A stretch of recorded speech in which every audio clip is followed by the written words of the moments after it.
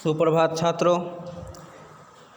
देखिए, इस वीडियो में मैं वाच्य परिवर्तन से संबंधित कुछ प्रश्न दे रहा हूं, आप लोग को बनाने के हैं, क्योंकि प्रीवियस वीडियो में मैंने वाच्य के बारे में भी बताया है। ठीक है, और वाच्य टॉपिक ऐसा है जो हम लोग जूनियर क्लास में भी देखे थे, 8 में 7th में। ठीक है, तो देखिए, वाच्य को परिवर्तन करने से पहले आपको क्या क्या देखना है कि दिया गया वाक्य जो है वह किस वाच्य में है, कर्तरीवाच्य में है, कर्मवाच्य में है कि भाववाच्य में है, और फिर उसी के आधार पर आपको उसको बांटना है। तो पहला है इसमें देखिए कि राम पुस्तक पढ़ता है, और उसके पहले ऊपर हेडिंग देखिए कि कर्तरीवाच्य से कर्मवाच्य में बदलना है, कर्तरीवाच्य से कर्मवाच्य में बदलना है। तो कर्तरीवाच्य का पहला उदाहरण है आपका कि राम पुस्तक पढ़ता है, इसको बदलना है आपको कर्मवाच्य में।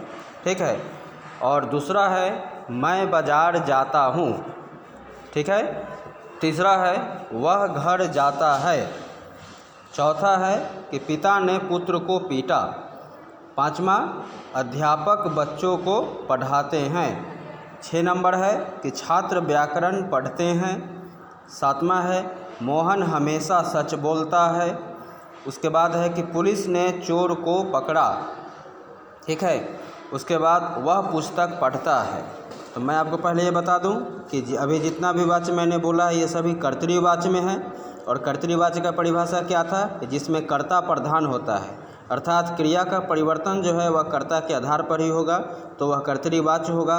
इसके लिए शर्त यह है कि आपको दिए गए वाक्य में कर्ता को पहचानना आना चाहिए, उसके बाद ही यह कर्म में बदलेगा।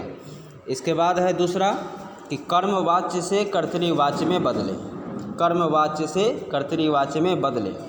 तो देखिए, राम के द्वारा मोहन को पीटा गया। ठीक है, पिता के द्वारा पुत्र को पढ़ाया गया।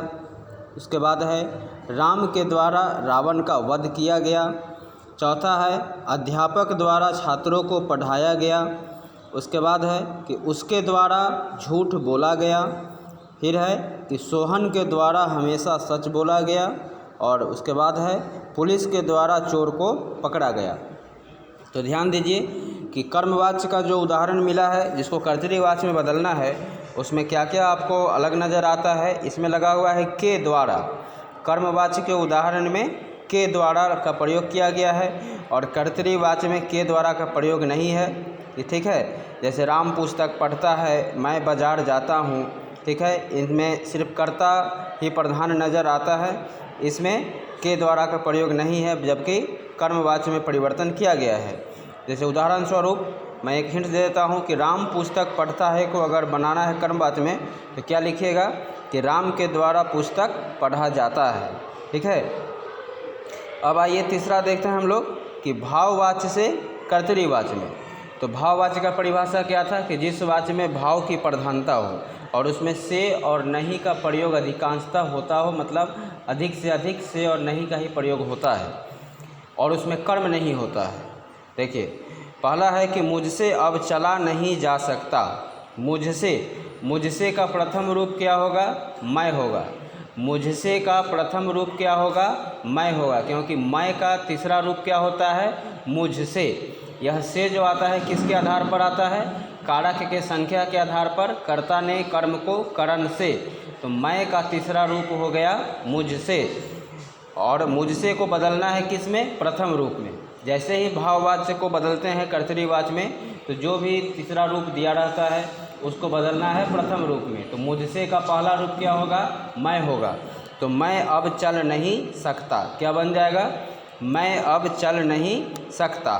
दूसरा है कि उससे अब सहन नहीं हो सकता, तो उससे का प्रथम रूप क्या होगा? वह होगा। तो इसका क्या लिखेंगे कि वह अब सह नहीं सकता। ठीक है, उसके बाद है मुझसे यह पुस्तक नहीं पढ़ा जाएगा। तो मैंने बताया था मुझसे का प्रथम रूप क्या होगा? मैं। तो मैं यह पुस्तक नहीं पढ़ सकता। ठीक है, उससे अब झूठ नहीं बोला जा सकता, तो क्या लिखेंगे? वह अब झूठ नहीं बोल सकता। ठीक है, तो देखिए, वाच्य में आपको कर्तरीवाच्य, कर्मवाच्य और भाववाच्य, इन तीनों का परिभाषा, इनका उदाहरण पहले ध्यानपूर्वक याद कर लीजिएगा, और याद करने के बाद आप इस प्रकार के परिवर्तन को आसानी से बना सकते हैं।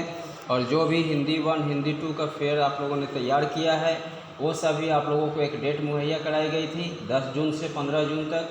इस तारीख को ज़रा याद रखिए और इसके अंदर में ही पेरेंट्स के द्वारा कॉपी को भेजिए, ठीक है। जिसके बाद वो चेक होने के बाद फिर एक नए डेट पर आपके पेरेंट्स के द्वारा ही आप तक पहुंचा दी जाएगी, ठीक है। चलिए मिलते हैं नेक्स्ट वीडियो में एक नए अध्याय के साथ। धन्यवाद।